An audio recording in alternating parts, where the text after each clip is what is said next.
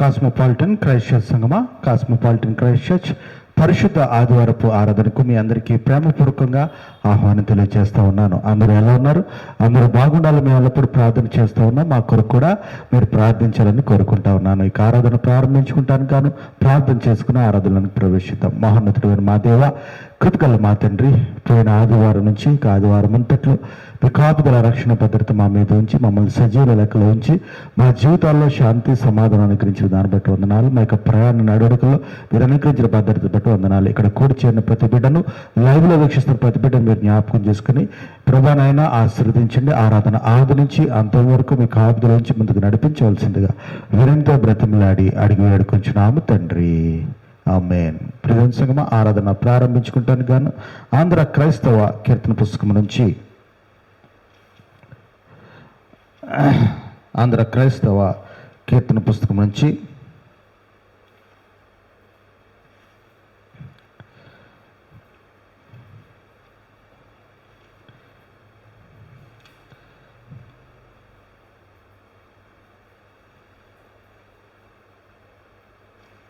56వ కీర్తన. ఎందుకో నన్నింతగా నీవు ప్రేమించితివో దేవా. ఇక పాటను మనం పాడుకుంటూ దేవుని నామాన్ని మనం కనపడతాం. ఎందుకో నన్నింతగా నీవు ప్రేమించితివో దేవా, అందుకో నా దీన స్తుతి పాత్ర. హల్లెలూయా యేసయ్యా. నా పాపము బాప నరరూపివైనావు, నా శాపము మాప నలిగి వ్రేలాడితివి. నాకు చాలిన దేవుడవు నీవు, నా స్థానములో నీవే. హల్లెలూయా యేసయ్యా. ఎందుకో నన్నింతగా నీవు ప్రేమించితివో దేవా. నీ రూపము నాలో నిర్మించియున్నావు, నీ పోలికలోనే నివసించుచున్నాను. నీవు నన్ను ఎన్నుకొన్నావు, నీ కొరకై నీ కృపలో. హల్లెలూయా యేసయ్యా. ఎందుకో నన్నింతగా నీవు ప్రేమించితివో దేవా, అందుకో నా దీన స్తుతి పాత్ర. హల్లెలూయా యేసయ్యా. అందరూ లేచి నిలబడినట్లయితే ఆరాధన క్రమము మనము ప్రవేశిద్దాం. తండ్రి యొక్కయు కుమారునికయు పరిశుద్ధాత్మకయు నామమున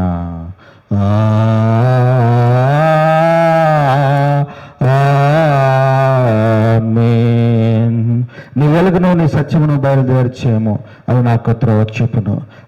అవి నీ పరిశుద్ధ పర్వతమునకును నీ నివాస స్థలమునకును నన్ను తోడుకొని వచ్చును. అప్పుడు నేను దేవుని బలిపీఠమునద్దకు నాకు ఆనంద సంతోషములు కలుగజేయి దేవుని యొద్దకు చేరుదును. దేవా, నా దేవా, సితార వాయించుచు నీకు కృతజ్ఞతాస్తుతులు చెల్లించెదను. ప్రభునందు ప్రియులారా, యథార్థ హృదయంతో మన తండ్రి అయిన దేవుని సమీపించి ఆయన ఎదురు మన పాపలను ఒప్పుకొని మన ప్రభువైన యేసు క్రీస్తు పేరిట మనకు క్షమాపణ దయచేయమని వేడుకుందాము. ప్రభువు నామము వలననే మనకు సహాయము కలుగుచున్నది. భూమి ఆకాశములను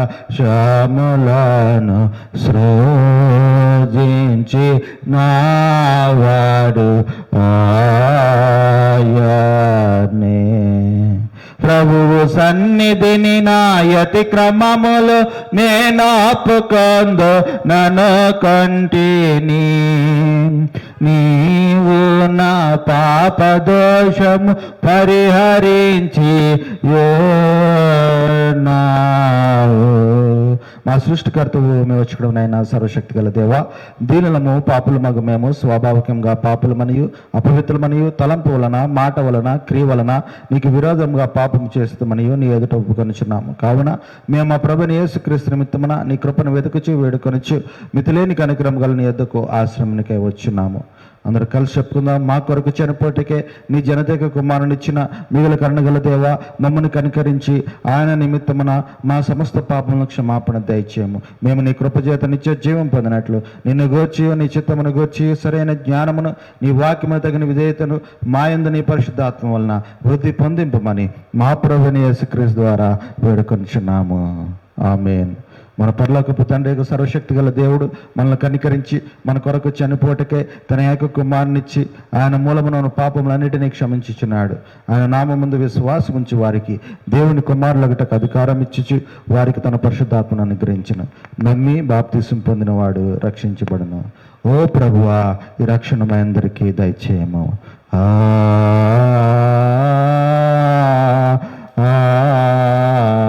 ఆమేన్. ఇక దినానికి ఏర్పాటు చేయబడిన ప్రారంభ వాక్యం చదవగా విందాం. మా కొరకు వాక్యము శరీరధారి అయిన మర్మమందు నీ మహిమను నూతనముగా బయలుపరచుతూ గనుక నీ కుమారుని స్వరూపమందున నిన్ను గూర్చి మేము చూచి గోచరము కాని విషయములను మేము ప్రేమించి వాటి వలన ఆకర్షింపబడగలము.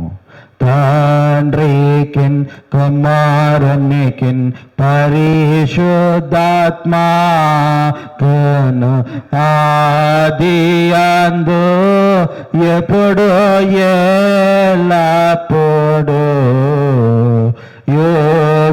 యుగము లాందనట్లు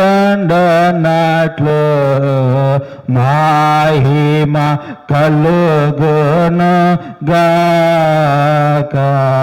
ఆమేన్. ప్రభువా మమ్మును కనికరింపుము.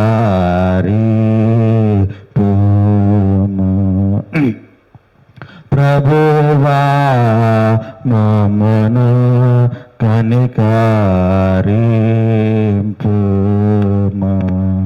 క్రీస్తు మమ్మును కనికరింపుము.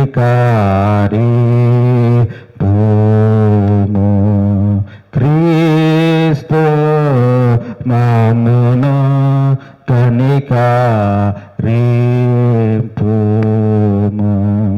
ప్రభువా మమ్మును కనికరింపుము. ప్రభువా మమ్మును కనికరింపుము.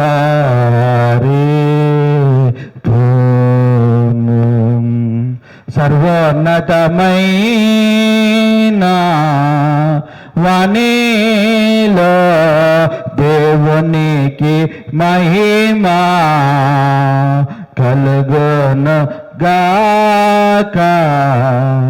కలుగునోన్నతమైన ఘనస్థలము లాందున ఇలాకు సమాధానం నరుల కాయనదాయ.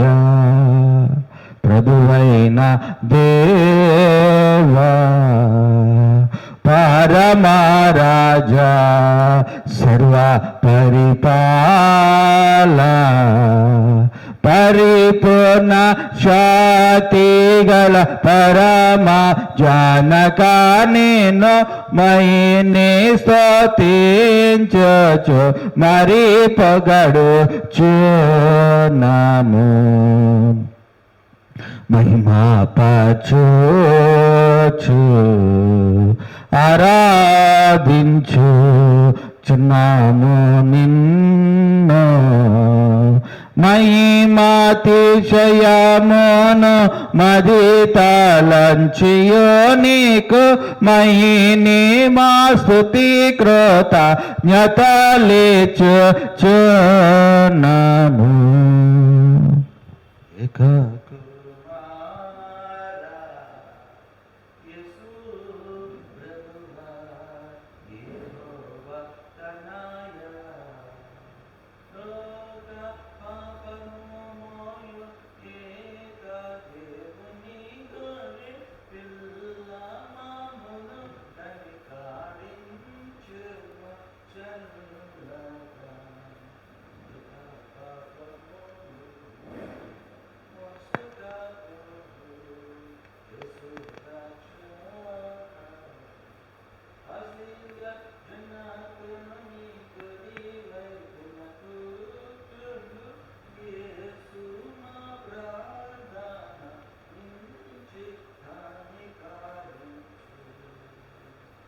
పరిశుద్ధుడావు ప్రభుడవు నీవు, ప్రభువైన క్రీస్తు పరిశుద్ధాత్మతో తండ్రి అయిన దేవుని యందు పరిపూర్ణ మహిమతో ప్రభాలోచన ఇప్పుడు ప్రభువు మీతో నుండు గాక, మీ ఆత్మతో నుండు గాక. ప్రార్థనతో మహోన్నతుడైన మా దేవ, కృపగల మా తండ్రి, ఇక పరిశుద్ధ ఆదివార దినాన ప్రభువా మీరిచ్చే గొప్ప తలాంతులను మేము జ్ఞాపకం చేసుకుని మా యొక్క జీవితాలు మహిమపరచబడే జీవితాలు ఉండేలాగా మీకు సహాయము దయచేయవలసిందిగా వినయంతో బ్రతిమలాడి అడిగి వేడుకొంచున్నాం తండ్రి, ఆమేన్. ప్రియ దేవుని సంగమా, ఇక దినానికి ఏర్పాటు చేయబడిన వాక్య భాగాలను మనము చదువుగా ఉందాం. మొట్టమొదటిగా పాత నిబంధన పాఠ్యభాగము హెచ్కేల గ్రంథము 36వ అధ్యాయము 25 నుంచి 27 వచనాలు మనం చదువుగా విందాం. హెచ్కేల గ్రంథము 36వ అధ్యాయము 25 నుంచి 27 వచనాలు. మీ పవిత్రత యావత్తు పోవునట్లు నేను మీ మీద శుద్ధ జలము చల్లుదును, మీ విగ్రహముల వలన మీకు కలిగిన అపవిత్రత అంతయు తీసివేదను, నూతన హృదయము మీకు ఇచ్చేదను, నూతన స్వభావం మీకు కలుగు చేసేదను, రాతి గుండె మీలో నుండి తీసివేసి మాంసపు గుండెను మీకు ఇచ్చేదను. ఈ వాక్యం ఎంత పర్యంతము. హల్లెలూయా హల్లెలూయా హల్లెలూయా. ఇక దినానికి ఏర్పాటు చేయబడిన పత్రిక పాఠ్యభాగము రోమీలకు రాసిన పత్రిక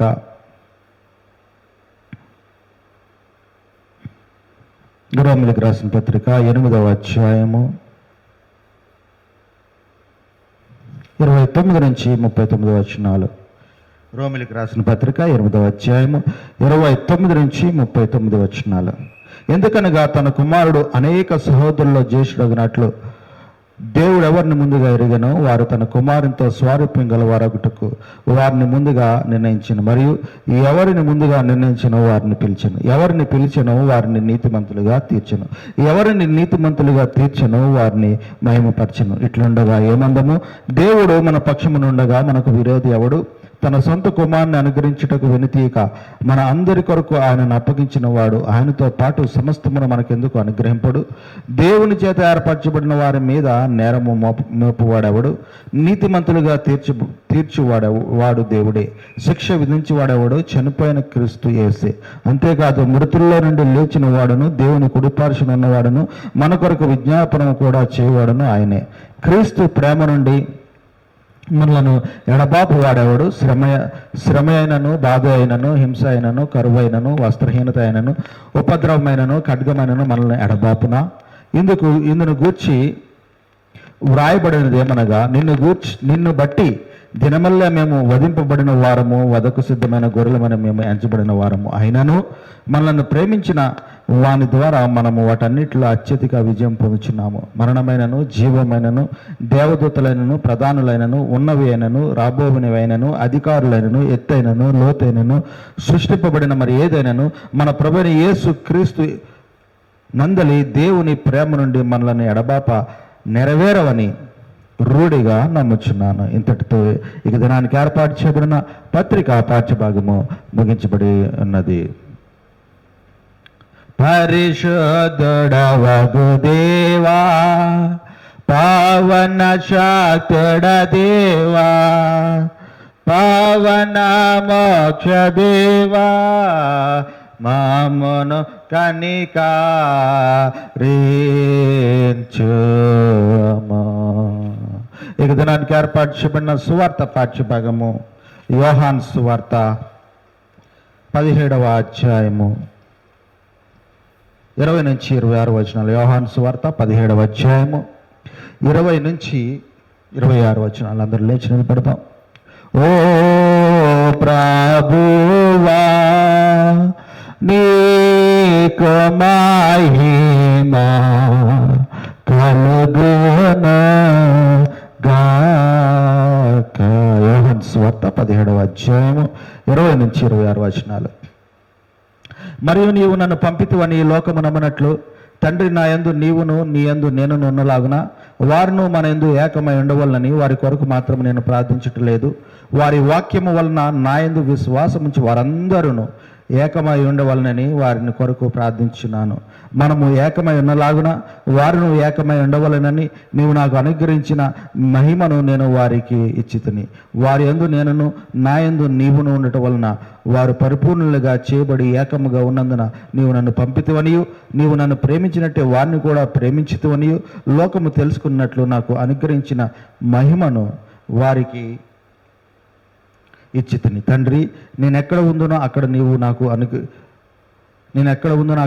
నాకు అనుగ్రహించిన వారును నాతో కూడా ఉండవలనని నీవు నాకు అనుగ్రహించిన నా మహిమను వారు చూడవలనని కోరుచున్నాను. జగత్తు పునాది వేయబడక మునిపే నీవు నన్ను ప్రేమించితివి. నీతి స్వరూపుడు ఒక తండ్రి లోకము నిన్ను ఎరగలేదు, నేను నిన్ను ఎరుగుదును. నీవు నన్ను పంపించుతవని వీరు ఎరిగి ఉన్నారు. నీవు నాయందు ఉంచిన ప్రేమ వారి యందు ఉండినట్లును నేను వారి యందు ఉండినట్లును వారికి నీ నామమును తెలియజేసేదని ఇంకను తెలియజేసేదనని చెప్పాను. ఇంతటితో ఇక దినానికి ఏర్పాటు చేయబడిన సువార్త పాఠ్యభాగం ముగించబడి ఉన్నది. ఓ క్రీస్తు నీకు స్తోత్రము కలుగును గాక. ఇక దినానికి ఏర్పాటు చేయబడిన వాక్య భాగాలని మనం ధ్యానించడానికి ముందుగా అపోస్తలుల విశ్వాస ప్రమాణం మనకి విశ్వాస ప్రమాణం ఒప్పుకుందాం. భూమి ఆకాశములను సృజించిన సర్వశక్తి గల తండ్రి అయిన దేవుని నమ్ముచున్నాను. ఆయన ఏక కుమారుడును మన ప్రభువైన యేసుక్రీస్తును నమ్ముచున్నాను. ఆయన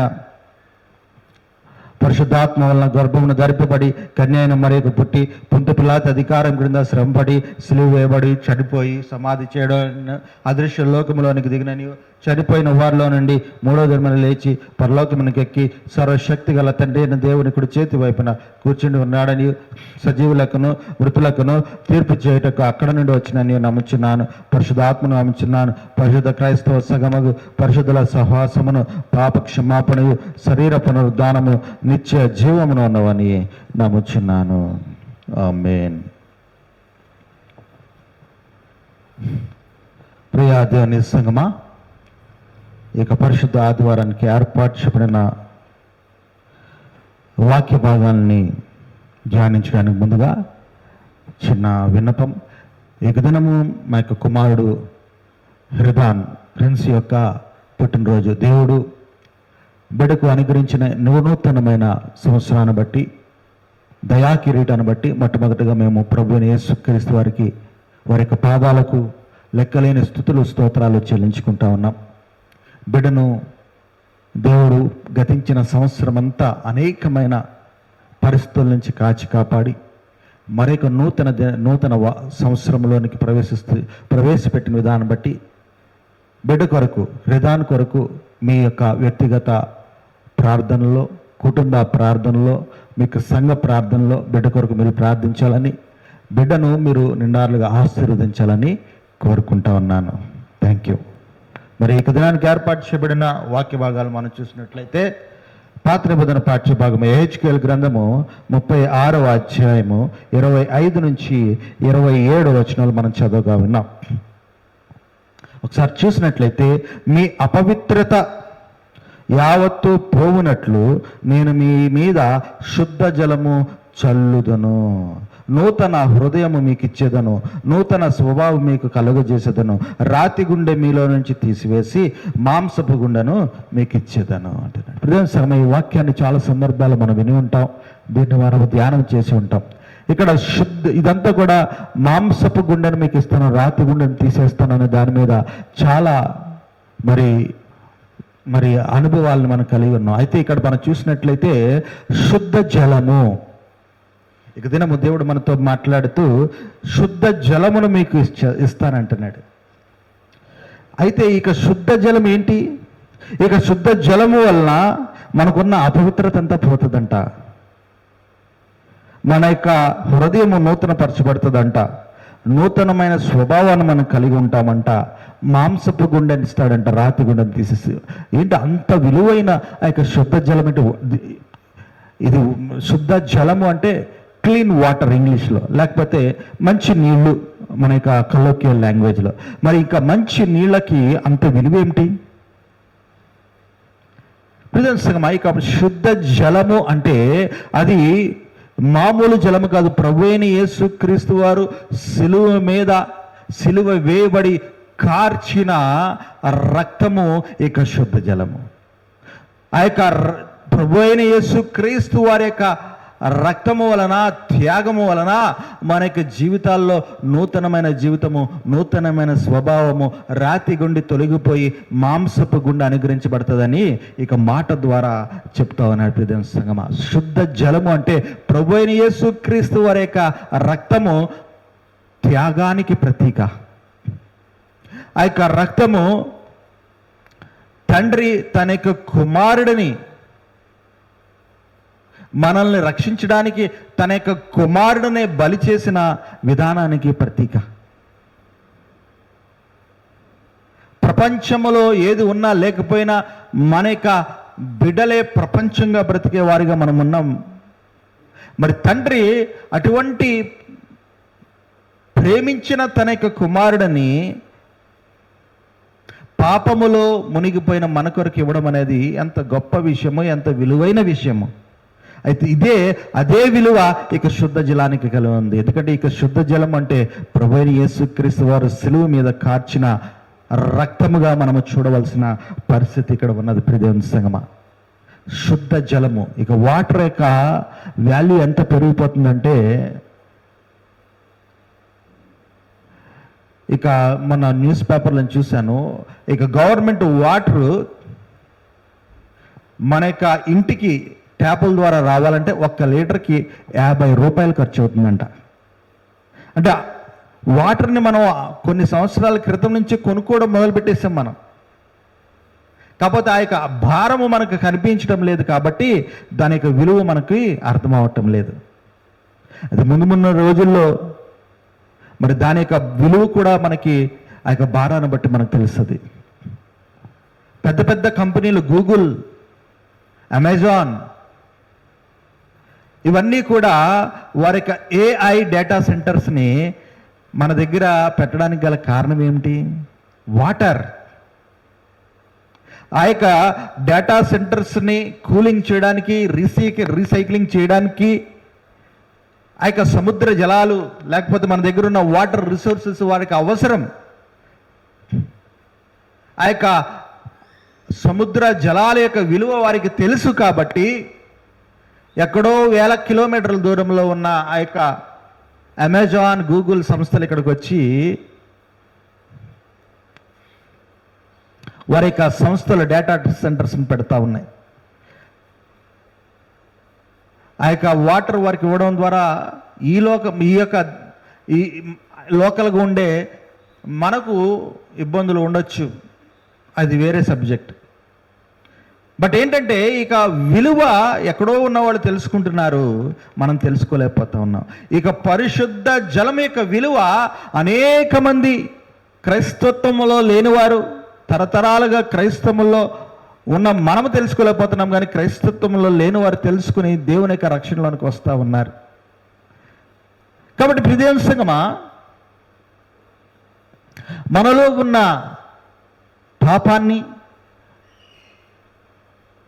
కడిగి వేసి మనల్ని క్షమించి రక్షించే దేవుడిగా మనము మన యొక్క దేవుని ఇక్కడ చూస్తూ ఉన్నాము. ఆ యొక్క పరిశుద్ధ జలమే ప్రభువైన యేసుక్రీస్తు వారి యొక్క రక్తముగా మనం చూడాలి ప్రియసంగమా. జస్ట్ లైక్ దట్ మన స్వభావాలు మారిపోవు, జస్ట్ లైక్ దట్ మన జీవితాలు మారిపోవు, జస్ట్ లైక్ దట్ మన యొక్క రాతి గుండెను తీసి మాంసపు గుండెను పెట్టదు.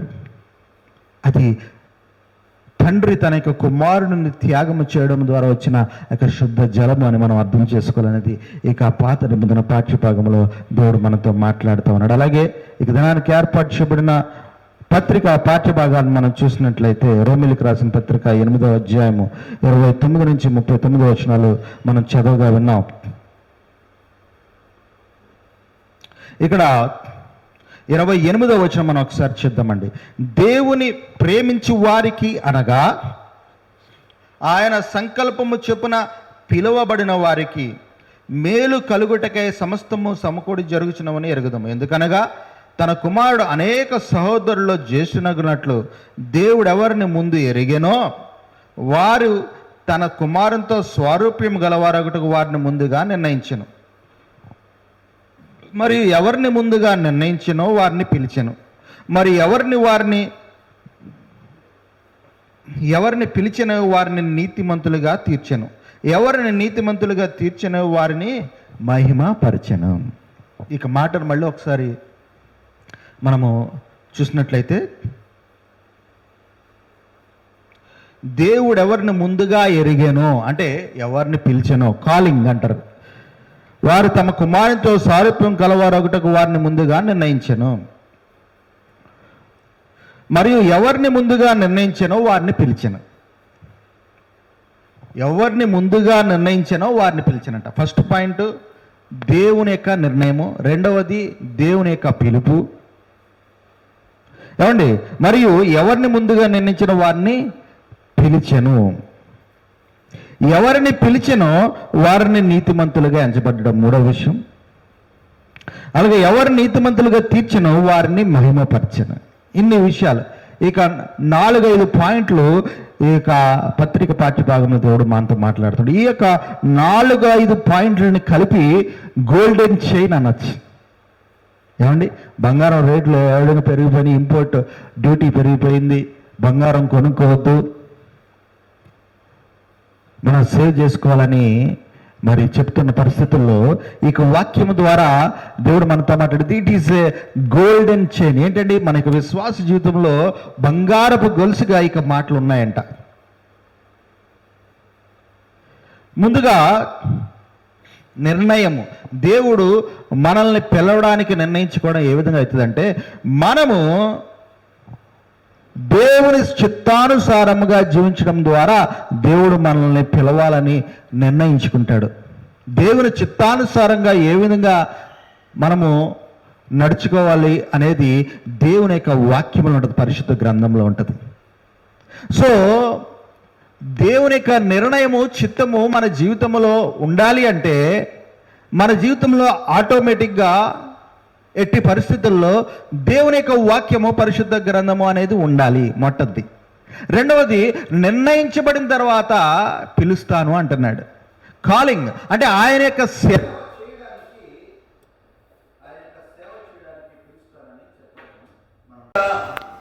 నిర్ణయం తర్వాత దేవుడు మనం పిలవడం, పిలిచిన తర్వాత ఇక్కడ మనం చూసినట్లయితే, మరియు ఎవరిని ముందుగా నిలిచి వారిని పిలిచిన వారిని నీతిమంతులుగా, దేవుని యొక్క సేవ వాక్యానుసారంగా మనం చేసినప్పుడు మనం నీతిమంతులుగా ఎంచబడతామని చెప్పడం జరిగింది.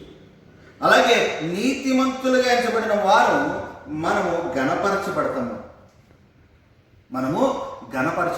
మహిమపరచబడతాము. ఇంగ్లీష్లో దాన్ని సాల్వేషన్ అని కూడా అనొచ్చు. ఇక 5 పాయింట్లు మనకి విశ్వాస జీవితాలకి బంగారు ఆభరణముగా ఉంటుంది అనేది ఈ పత్రిక పాఠ్యభాగంలో దేవుడు చెప్తా ఉన్నాడు. అలాగే సువార్త పాఠ్యభాగం మనం చూసినట్లయితే యోహాను సువార్త 17వ అధ్యాయం, యోహాను సువార్త 17వ అధ్యాయం మనం చూసినట్లయితే 20 నుంచి 26 వచనాలు మనం చదవగలుగుతాం. యోహాను సువార్త 17:20 నుంచి 26 వచనాలు మనం చూసినట్లయితే, మరియు నీవు నన్ను పంపితివి, ఈ లోకము నన్ను నమ్మనట్లు తండ్రి నాయందు నీవును నీ యందు నేను ఉండులాగున. ఇక మాటలు మనం చూసినట్లయితే ప్రభువైన యేసుక్రీస్తు వారు తన యొక్క చివరి ప్రార్థన మనం చేయడం చూస్తాము.